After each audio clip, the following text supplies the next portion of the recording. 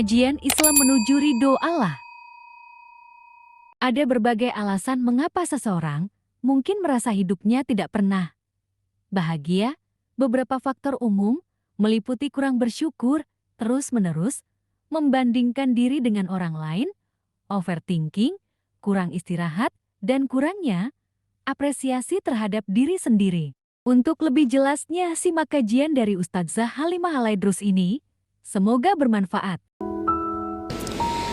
Sekarang kami sudah terlanjur tumbuh menjadi perempuan-perempuan yang sangat merindukan cinta kasih, sangat merindukan kasih sayang, berusaha mengemis-ngemis cinta dari orang-orang di sekeliling kami, dan kami hidup menjadi seorang perempuan yang tidak bahagia.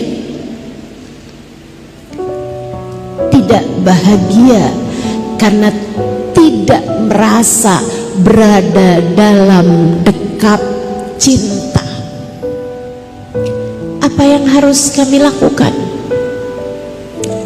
Tangki hatimu kosong dari cinta, atau sekurangnya cintanya hanya sedikit aja. Yang banyaknya adalah kebencian, yang banyaknya adalah rasa sedih, yang banyaknya adalah rasa tidak diterima, yang banyaknya adalah keinginan untuk dicinta, yang banyaknya adalah kegalauan, kegelisahan. Nih adik-adik yang sekarang banyak melanda warga masyarakat kita di zaman sekarang ini, umat nih, yang mereka sebut dengan nama mental illness, penyakit mental. Ada anxiety, ada lagi apa tuh namanya, bipolar, aduh segala macam penyakit-penyakit. Mood swing, moodnya mudah berubah-berubah. Sesaat ketawa-ketawa dengan enaknya, habis itu nggak berapa lama nangis dengan kejernya. Sesaat merasa begitu dicintai, sesaat lagi merasa begitu dibenci, kayak gampang banget berubah-berubah moodnya. Penyakit-penyakit orang-orang zaman sekarang nih, teman-teman saudaraku sekalian, sebabnya adalah tungku hatinya yang banyak kosong dari rasa dicintai. Kita tidak bisa berharap banyak, semua sudah terlanjur terjadi. Sekali lagi, kita juga tidak akan menyalahkan orang tua kita, karena bagaimanapun mereka di masa itu mungkin kurang pengetahuannya, mungkin kurang banyak waktunya, karena mereka terlalu sibuk untuk memastikan kita memiliki kehidupan yang layak dari sandang, tangan, papan. Kalau begitu gimana caranya Ustazah? Biar kami bisa menjadi seorang yang bahagia dalam dekap cinta. Nih, dengerin saya. Tangki cintamu yang kosong itu bisa mudah dipenuhi dengan dua hal. Satu, rahmatnya Allah. Dua, kasih sayangnya Rasulullah.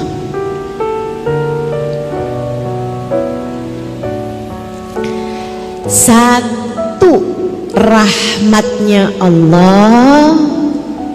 Dua, kasih sayangnya Rasulullah. Saya nggak bisa sayang sama orang lain karena saya sendiri nggak dapat kasih sayang dari orang lain. Oh, tunggu. Ada yang dengan mudah memenuhi tangkimu itu, yaitu rahmatnya Allah, cintanya Allah. Teman-teman saudaraku sekalian, Nabi Allah Yusuf alaihi salam nggak dapat banyak cinta dari keluarganya. Ibunya meninggal dunia di masa beliau kecil. Ayahnya sangat menyayanginya, akan tetapi dia punya banyak saudara-saudara yang justru cemburu kalau ayahnya terlihat sangat menyayanginya. Hingga bahkan ayahnya sembunyi-sembunyi dari menyayangi Nabi Yusuf. Kita pun tahu trauma masa kecil apa yang dialami oleh Nabi Yusuf, dari dibully oleh saudara-saudaranya sampai kemudian dijatuhkan ke dalam sumur, yang sampai kemudian berhari-hari berada dalam sumur, kegelapan, kesempitan, ketidaknyamanan.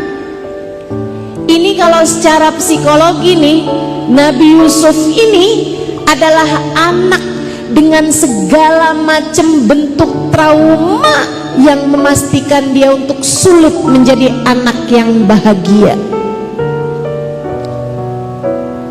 Saudariku sekalian yang saya muliakan, ini kalau secara kejiwaan orang dengan latar belakang semacam Nabi Yusuf akhirnya kemudian menjadi seseorang yang